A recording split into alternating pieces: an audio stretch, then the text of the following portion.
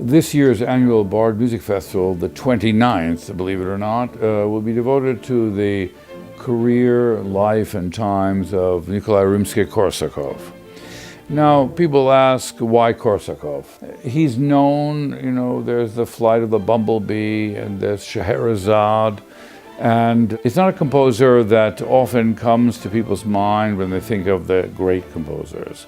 But that's one of the reasons why we're choosing to focus on Rimsky-Korsakov.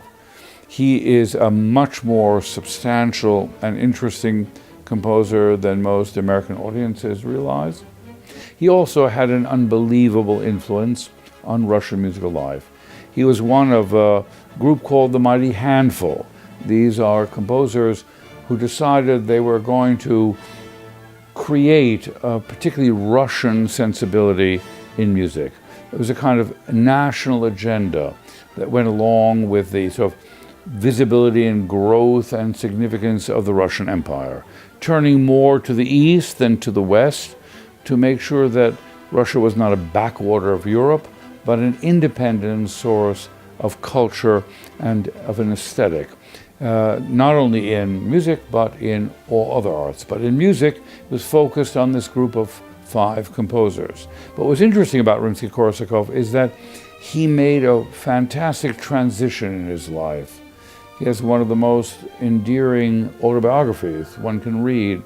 He describes how he started out full of vigor to do this project as an ambivalent professional musician, and had some early success, and then discovered he didn't know anything.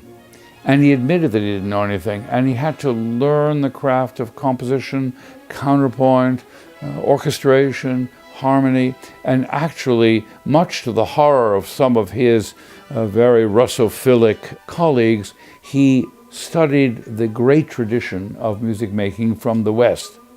He wrote fugues. His pupils include Igor Stravinsky, Torini Respighi, Arensky, Prokofiev, a kind of who's who of music at the turn of the century. So Rimsky-Korsakov gives us an opportunity to look at the Russian 19th and early 20th centuries and its impact all over the world, because Russian music, by the end of the century, became really a fashion, if not a fad, in Western Europe and in America.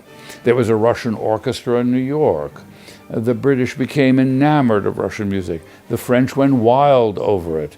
And it really had a huge influence in the character of 20th century music.